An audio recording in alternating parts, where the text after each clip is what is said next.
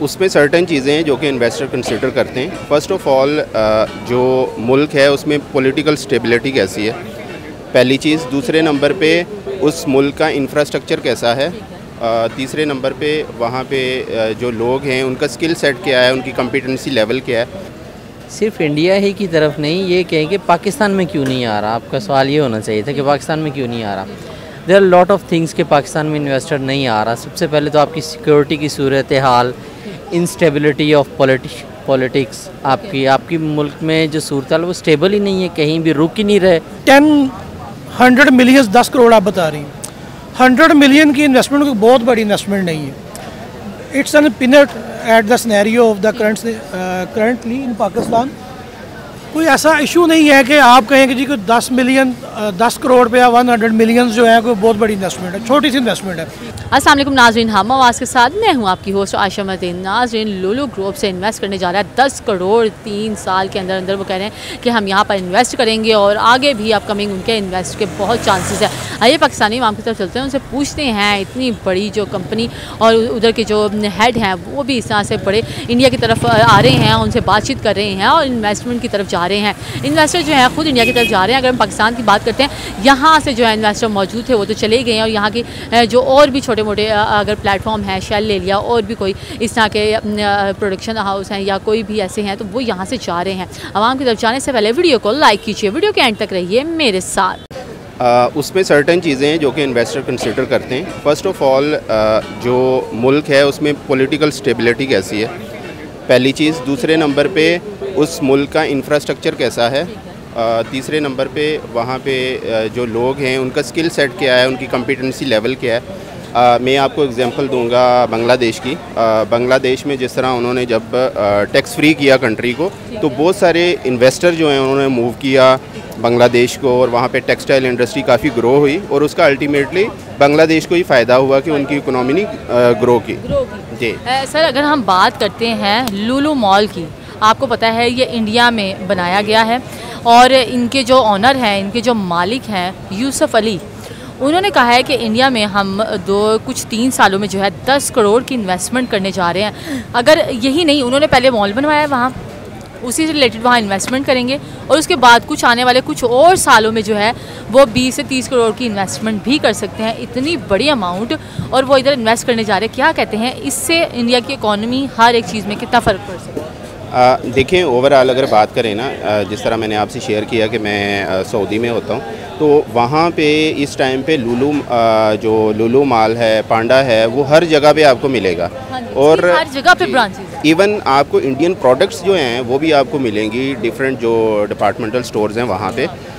लेकिन अगर हम कंपेयर करें पाकिस्तान में, अब पाकिस्तान में क्या इश्यूज़ आ रहे हैं। पाकिस्तान में आपका इंफ्रास्ट्रक्चर ठीक नहीं है, यहाँ पे पॉलिटिकल कंडीशन ठीक नहीं है। मतलब आए दिनों कोई कहीं पे एहतजाज चल रहा है, कहीं पे लोग कुछ, मतलब हर डिफरेंट जो ग्रुप्स बने हैं ना, हर ग्रुप अपने मफादात के लिए, अपने इंटरेस्ट के लिए काम कर रहा है। बात सुने, देखें इंडिया को जो इतने इन्वेस्टर डायरेक्ट कांटेक्ट कर रहे हैं, खुद ही जा रहे हैं, करोड़ों के हिसाब से, मिलियन के हिसाब से उधर इन्वेस्टमेंट हो रही है। क्या कहते हैं, उनके ये पॉइंट्स ठीक हैं? आपस में इख्तिलाफात तो उनके भी हैं, लेकिन क्या कहते हैं वो स्टेबल रखते हैं हर एक चीज़? देखें, बात ये है कि किसी भी मुल्क में इन्वेस्टर तब आएगा जब मुल्क में जो टॉप लीडरशिप है वो इन्वेस्टर फ्रेंडली होगी। वो इस तरह की पॉलिसीज़ जो हैं वो डेवलप करेंगे, इम्प्लीमेंट करेंगे जो कि इन्वेस्टर फ्रेंडली होंगी। अगर टैक्सेस बहुत ज़्यादा होंगे, मतलब जिस तरह आपको पता है कि पाकिस्तान के अंदर बाहर से कोई गाड़ी नहीं आ सकती। उसकी रीज़न क्या है कि अगर 1 करोड़ की गाड़ी है तो 2-3 करोड़ उस पर टैक्स है, ठीक है। लेकिन अगर आप कंपेयर करें दूसरे कंट्रीज से जो कि डेवलप्ड कंट्रीज़ हैं, वहाँ पे इस तरह के इश्यूज़ नहीं हैं। वो अपने लोगों को, अपने इन्वेस्टर्स को फैसिलिटेट करते हैं। अच्छा, वहाँ वो अगर इंडिया की बात करें, वहाँ अगर गाड़ियाँ ज़्यादा ऑटोमोबाइल वो एक ह्यूज वहाँ पर बन गया प्लेटफॉर्म, तो वहाँ पर टैक्सेस वगैरह नहीं लेते होंगे? देखें, इशू ये है कि अभी भी आप अगर देखें तो इंडिया का जो प्राइम मिनिस्टर है वो इंडिया मेड गाड़ियाँ हैं ना, वो वहाँ पे जितने भी पॉलिटिशियन हैं वो यूज़ करते हैं, ठीक है, जो इंडियन मेड गाड़ियाँ हैं। लेकिन पाकिस्तान में इसके बरक्स है। पाकिस्तान में अगर पाकिस्तान में आप देखें तो पाकिस्तान में कौन सी ऐसी कंपनीज़ हैं, अगर ऑटोमोबाइल की बात करें, जो कि पाकिस्तान मेड है, ठीक है। हम टोयोटा को प्रेफर कर रहे हैं, हम होंडा को प्रेफर कर रहे हैं, हम किया हुंडई को प्रेफर कर रहे हैं। ये पाकिस्तानी ब्रांड्स तो नहीं है। ये तो दूसरी कंपनीज़ हैं जो कि बाहर से यहाँ पे आई हैं, यहाँ की लेबर यूज़ कर रही हैं, यहाँ के रिसोर्सेज यूज़ कर रही हैं, यहाँ पे पोल्यूशन बढ़ रही है, यहाँ पे ओवरऑल मतलब इस टाइम आप देखेंगे लाहौर का जो ये एयर इंडेक्स है उसमें सबसे ज़्यादा पोल्यूशन लाहौर में है, ठीक है, पूरी वर्ल्ड को अगर आप कंपेयर करें तो उसकी क्या रीज़न है कि जो डेवलप कंट्रीज़ हैं वो डेवलपिंग कंट्रीज़ में आते हैं, यहाँ के रिसोर्सेज, मैन पावर, हर चीज़ को यूज़ करते हैं, यहाँ पे पोल्यूशन और वो सारी चीज़ें भी होती हैं और अल्टीमेटली फ़ायदा उनको हो रहा है। एग्जैक्टली सर मेरी बात सुने, आप क्या कहते हैं कि यहाँ पर भी जो है हमारा किस तरह सिस्टम इस तरह से बेहतर हो, जैसे कि अगर हमें इंडिया और चाइना वगैरह सारा कर लेते हैं डेवलपमेंट के लिहाज से, तो वो भी तो आगे ग्रो करें ना। हम इंडिया अगर हम बात करते हैं, हम एक साथ ही आज़ाद हुए थे, ठीक है, उनकी ऐसी क्या टेक्निक्स हैं वो आगे चले गए हैं। अगर हम इस लेवल पर भी हैं, अगर हम बेहतर होना चाहते हैं तो हम अपने आप में क्या सही करें? सबसे पहली चीज़ है एजुकेशन।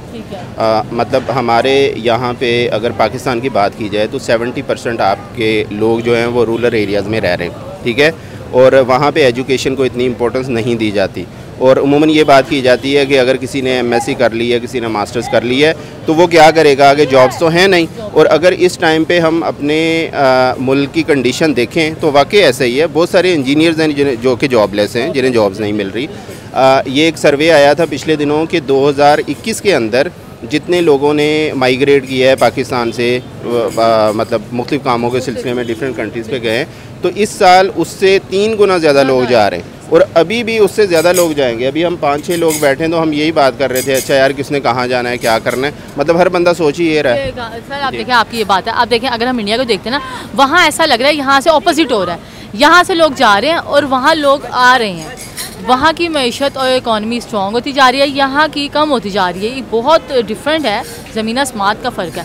तो क्या कहते हैं, कुछ हालात यहाँ बेहतर नहीं होने चाहिए? हमारे भी यहाँ पर कोई ऐसे बड़े बड़े इंडस्ट्रियल और बिजनेसमैन यहाँ आए हैं, कुछ यहाँ पर भी प्लेटफॉर्म खुलें और हमें फ़ायदा हो। देखें, बात ये है कि मेरा ये ख्याल है कि पहली तो ये चीज़ कि आप पाकिस्तान को और इंडिया को इस तरह डायरेक्टली कंपेयर नहीं करना चाहिए। उसकी रीज़न ये है, क्या वजह? उसकी वजह ये है कि आप इंडिया का साइज़ देखें, मतलब मैं रकबे के लिहाज से भी बात कर रहा हूँ और इवन मैं पॉपुलेशन के हिसाब से भी बात कर रहा हूँ। अभी रिसेंटली इसी ईयर इंडिया जो है वो चाइना से भी आगे निकल गया है। अब इंडिया की जो पॉपुलेशन है वो चाइना से भी ज़्यादा है। और अगर आप पाकिस्तान की बात करें तो पाकिस्तान तो दुनिया के नक्शे में पाकिस्तान एक छोटा सा मुल्क नज़र आता है। दूसरी चीज़ ये है, पाकिस्तान के लोग बड़े कॉम्पिटेंट हैं, एजुकेटेड हैं, स्किल सेट अच्छा है, लेकिन प्रॉब्लम ये है कि जितने एजुकेटेड लोग हैं वो सब तो बाहर जा रहे हैं। वो सब तो बाहर जाके उनकी इकोनॉमी में उन्हें मतलब वहाँ पे काम करके उनके लिए एक कह लेंगे जी फ़ायदा दे रहे हैं, तो मतलब यहाँ उनको प्रमोट नहीं किया जा रहा। और यहाँ आप चाह रहे हैं कि इधर ऐसा इधर भी होता है, पता यहाँ पर होगा तो सब जगह बेहतरी हो सके।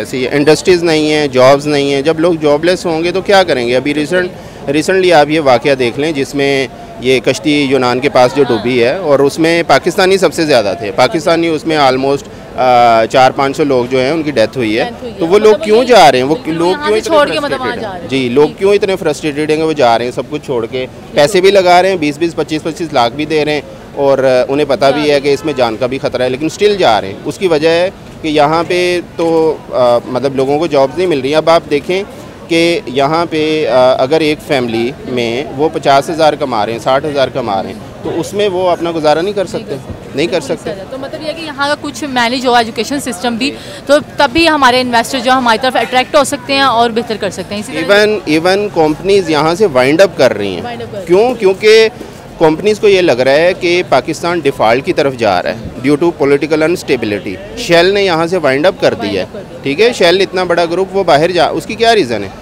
जब जितने ज़्यादा इन्वेस्टर, मतलब आप इन्वेस्टर लाने की बात कर रही हैं, जो ऑलरेडी इन्वेस्टर हैं वो यहाँ से जा रहे हैं।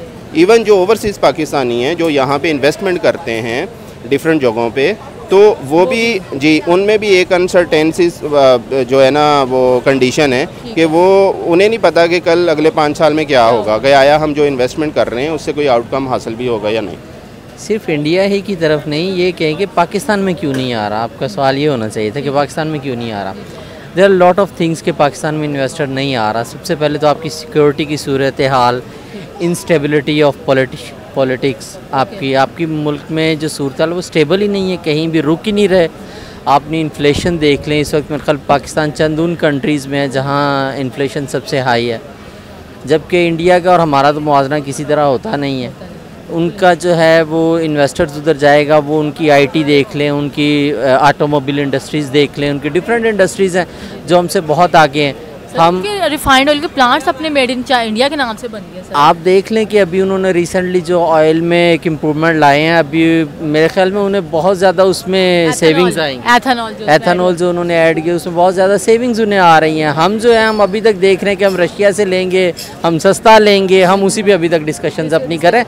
बेसिकली इन्वेस्टर आपका एक से दूसरी कंट्री में क्यों जा रहा है या पाकिस्तान में क्यों नहीं आ रहा, वो बेसिक 2-3 चीज़ें ही हैं। मैं एक सिंपल आदमी हूँ, मैं जब ये बात करता हूँ कि मैं अपनी चीज़ें इन्वेस्ट करूँ, सबसे पहले तो मुझे यही ख़तरा है कि भाई जो मैं इन्वेस्ट कर लूँगा सबसे पहले मुझे नैब पकड़ेगा, मुझे गवर्नमेंट पकड़ लेगी भी तुम्हारे पास पैसा कहाँ से है। इवन के मेरे ख्याल में जब एक लेमैन या कोई आम आदमी खर्च करता है तो वो सारी ज़िंदगी कमाई लगा के खर्च करता है।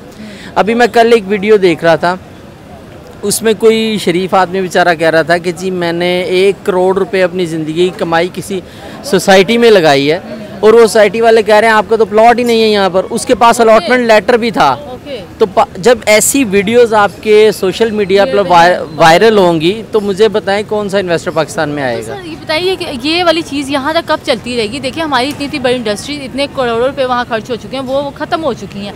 यहाँ जो कंपनीज आई भी थी, अब जैसे लुलु मॉल एक बहुत बड़ा है, वो तो यहाँ आने की भी बहुत दूर की बात है। हम छोटी छोटी अगर मॉल्स की बात करते हैं, अगर आप शेल का देख ले पेट्रोल पंप, ठीक है, वो भी यहाँ से बाहर चला गया, तो क्या वजह चल रही है यहाँ पर? क्यों नहीं ठीक रहा? बेहतरी नहीं हो सकती? अच्छा, शेल किसी और 1-2 इंडस्ट्रीज़ में भी पता चला था वाइंड अप कर रहा है। जी वाइंड अप कर दिया जी, उन्होंने किया है। तो 1-2 और कंट्रीज़ में भी पता चला उन्होंने वाइंड अप किया है, तो that's not a big deal. लेकिन ये है कि नई चीज़ जो आनी है उसके लिए हमें देखना पड़ेगा कि नई चीज़ किन वजूहात की बिना पर आएगी।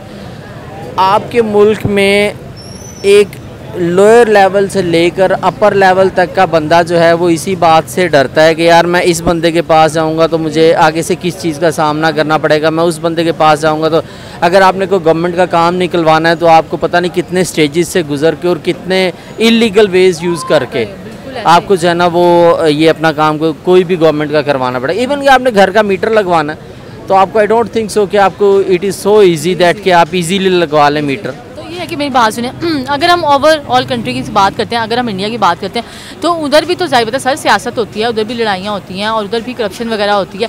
लेकिन उसके बाद एंड ऑफ द ये देखा जाता है कि उधर तरक्की हो रही है, उधर डेवलपमेंट हो रही है, उनकी आवाम को फ़ायदा हो रहा है, उधर जॉब की फैसिलिटी अब भी इस 2023 में इतनी देखी गई है और गुर्बत वहाँ कम हुई है। सर गुर्बत जहाँ कम हुई है वहाँ उनके बहुत से एरियाज़ ऐसे हैं जहाँ पे गुर्बत पाकिस्तान से भी ज़्यादा है, वो लोग उन चीज़ों को हाईलाइट नहीं करते। They only highlight their positive things. और ये चीज़ जब हम में भी आएगी ना कि हमें दूसरों को अपनी पॉजिटिव थिंग्स दिखानी है, यहाँ पर हम ऐसी वीडियोस वायरल कर देते हैं कि जो ना दिखाने के काबिल होती है।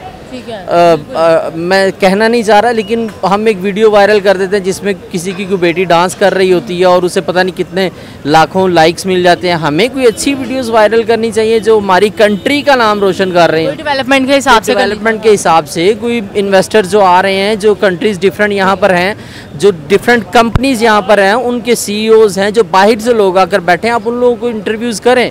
फॉर एग्जांपल मैं कुछ मल्टीनेशनल कंपनीज़ को जानता हूँ जिनके CEOs हैं वो फॉरेनर्स हैं, आप उन लोगों को यहाँ का उनका देखें, उनका एक्सपीरियंस पाकिस्तान में कैसा है, वो बताएं कि पाकिस्तान में मैं जी 2 साल से 3 साल से 4 साल से हूँ और ये पॉजिटिव थिंग्स है।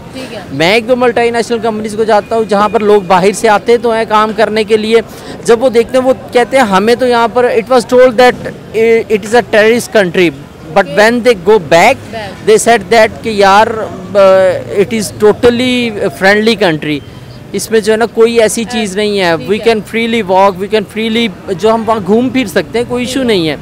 तो ये सारी चीज़ें हैं, जब आप ऐसा पॉजिटिव चीज़ें लोगों को दिखाएंगे तो ही इन्वेस्टर आपकी तरफ आएगा।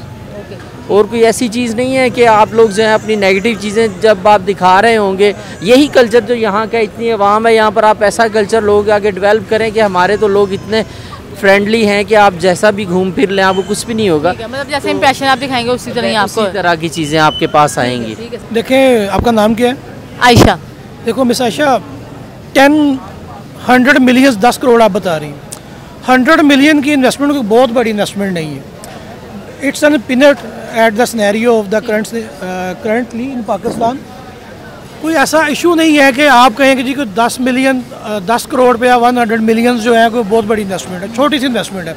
यहाँ पर आपको हर चौथा पाँचवा बंदा मिलीनियर मिलेगा, ठीक है। जो जहाँ तक आप बात कर रही हैं कि जो लोग पाकिस्तान में आकर इन्वेस्टमेंट कर रहे हैं, फॉरेन कंपनीज है, वो फॉरेन कंपनी पागल है, वो क्या करने आएगी पाकिस्तान में इन्वेस्टमेंट, जबकि आपका अपना जो कैपिटल, ह्यूमन कैपिटल है, आपके जो लोग हैं वो पाकिस्तान छोड़ के जा रहे हैं, ठीक है। उसकी एक रिसेंट एग्जांपल है जो ग्रीस का जो वाक़या हुआ है। उस ग्रीस के वाक़े में आप देख रहे हैं वो कितने लोग गए हैं, मोर देन 100 पीपल्स जो हैं वो गुजरात से हैं, और गुजरात में से जो 100 लोग गए हैं उसमें से 15 लोग तो एक ही फैमिली से हैं, ठीक है। And they have paid 2.5 million rupees, 25 lakh रुपया उन्होंने एक बंदे ने दिया है, ठीक है। और 10 बंदों ने 10 बंदों ने कितना दिया अली भाई? 10 बंदों ने डेफिनेटली दे दिया जनाब 2.5 करोड़ रुपया, 2.5 करोड़ रुपया। और 15 बंदों ने कितना दिया? 15 बंदों ने दिया 4.5 करोड़ रुपये। अब जिस एक छोटे से देहात में एक छोटा सा बंदा जिसके पास 25 लाख रुपया है, उसने जैसे भी रेंज किया, उसने इन्वेस्ट किया बाहर जाने के लिए। अब आपका जो क्वेश्चन था कि जो पाकिस्तान में आके इन्वेस्टमेंट कर रहे हैं, जो लोग जो हैं वो प्रॉपर्टी की बेसिकली इन्वेस्टमेंट है, they have creating, they have उन्होंने कोई ना कोई लैंड अपनी एक्वायर की होगी, लैंड परचेज की है। सर भला क्या इधर जो है ना अभी इन्वेस्टर्स बहुत कम, मतलब डायरेक्टली नहीं आ पा रहे, ठीक है। जो इधर इन्वेस्टर थे भी वो ऐसा, ठीक है। सर अब सर एक मैं सवाल जो अगर मैं अभी आपको जो बताने लगी हूँ, ठीक है, जहाँ पर मैं इन्वेस्टर की, जो बहुत बड़े इन्वेस्टर की बात करने लगी हूँ, यूसुफ अली की बात कर रही हूँ। लुलु मॉल के जो बहुत बड़े अहदेदार हैं, उन्होंने ये जो लुलु मॉल है वो एक जगह नहीं है, उनके बड़े ममालिक में है। उन्होंने कहा है कि इंडिया में जो हमारा लुलु मॉल है और उनके साथ जो हम मजीद करने जा रहे हैं प्रोजेक्ट, उसकी बेस पे जो है वहाँ पर जो लुलु मॉल की आप बात कर रही है ना, लुलु मॉल बेसिकली जो इंडस्ट्री से वो कैपिटलाइज करता है, वो इंडस्ट्री आपकी है गारमेंट्स की इंडस्ट्री, ठीक है। वो एक बहुत ही फैंटेक लेवल के ऊपर एक बड़ी जो अपना लीड क्लास जो हम देखते हैं, ये जो प्राडो शराडो वाले, एक उनसे ऊपर वाली फैंटेक लेवल की जो लीड क्लास है, उस क्लास को वो टारगेट करते हैं। सर मेरी बात तो वो फिर इंडिया क्यों उधर क्यों जा रहे हैं इन्वेस्टर? इंडिया हर जो बड़ा इन्वेस्टर है वहाँ क्यों जाना पसंद है? देखिए मेरी बात सुने, हमारा मुल्क अभी ना ग्रोइंग फेज में है, फाइनेंशियली एक क्रिटिकल सिचुएशन में है, लेकिन हमारी गवर्नमेंट जो है वो एक तगोदो में लगी हुई है, किसी तरह से ये फाइनेंशियल क्राइसिस जो पूरा हो जाए। लेकिन फाइनेंशियल क्राइसिस कब पूरा होगा? जब आपकी करेंसी स्टेबल होगी। करेंसी स्टेबल कब होगी? जब आपकी पॉलिटिकल स्टेबिलिटी आएगी। पॉलिटिकल स्टेबिलिटी कब आएगी? जब आपकी जो आम आदमी है, आपका जो एक आम लेमैन है, उसको सारी समझ आ जाएगी कि how he has to invest his income, number 1। Number 2, the tax he had paid where it is utilised. Number 3, from the sake of investment purpose, आपकी जो टैक्स की आपकी जो लेजिस्लेशंस हैं, आपकी जो गवर्नमेंट के रूल्स हैं, आपकी जो रेगुलेशंस हैं, आपके जो स्टैट्यूटरी रेगुलेटरी ऑर्डिनेंसेस हैं, वो इतने स्ट्रॉन्ग है ही नहीं कि किसी भी इन्वेस्टर को सपोर्ट कर सके। आपके जो अपने इन्वेस्टर हैं वो ड्रेन हो रहे हैं। एग्जैक्टली सर, मैं यही बात कर रही हूँ। आप ये बताएं, मुझे ये सिर्फ इस बात का बताएं कि इंडिया में क्या इस को क्वालिटी है, टिप्स को क्या उनकी ऐसी बात चल रही है? अच्छा, वो टैक्सेस नहीं लगाते, उनकी लड़ाइयाँ उनकी भी आपस में होती हैं, करप्शन थोड़ी बहुत उधर भी होती होगी, लेकिन वो फिर भी स्टेबल लेके चल रहे हैं। इन्वेस्टर डायरेक्ट, बड़े से बड़ा इन्वेस्टर डायरेक्ट जा रहे हो। अच्छा देखो, कोई ऐसी रेगुलेशन का डेफिनेटली आपको पता है कि कोई ऐसा कानून जो है वो रिस्ट्रिक्ट नहीं करता किसी भी मुल्क का कि कोई भी इन्वेस्टर आए और आके इन्वेस्टमेंट करे, कोई भी रिस्ट्रिक्ट नहीं करता। लेकिन जब आप किसी बेस पे जाते हैं, जब आप इन्वेस्टर फ्रेंडली रेगुलेशंस बनाएंगे, रूल्स बनाएंगे, तो डेफिनेटली इन्वेस्टर जो वो अट्रैक्ट होगा। जैसे इन्वेस्टर अट्रैक्ट होगा तो वो वहाँ पे पहुँचेगा। थैंक यू सो मच जी। नाज़रीन, ममाम की तरफ गए, उनसे पूछा कि जो लुलु ग्रुप्स हैं इन्वेस्ट करने जा रहे हैं 10 करोड़ और 3 साल के अंदर अंदर इनको इन्वेस्ट करने का इरादा है और भी ज़्यादा इन्वेस्ट करने जा रहे हैं। वो कह रहे हैं बड़े हैरान, उन्होंने ये कहा है कि हम जो है पाकिस्तान को अगर देखते हैं, यहाँ पर कोई हाल नहीं है, क्योंकि यहाँ पर इन्वेस्टर आएंगे, इन्वेस्टर तभी इन्वेस्ट करता है जहाँ पर उसको हुकूमत की सबसे पहले स्टेबिलिटी होती है और उसको लगता है यहाँ पर कोई फ़ायदा होगा। तो इसलिए जो है इन्वेस्टर सीधा इंडिया की तरफ जा रहे हैं। यहाँ आने की बजाय हमें भी यहाँ पर जो है इतना स्ट्रॉन्ग और इतने अपनी यहाँ पर इंडस्ट्री वगैरह डेवलप करनी चाहिए कि खुद ब खुद इन्वेस्टर यहाँ आए और हमारी भी मैशत को जो है वो बेहतर किया जा सके। इस तरह की मज़ीद वीडियोज़ को देखने के लिए हमारा चैनल ज़रूर सब्सक्राइब कीजिए। अल्लाह हाफ़िज़।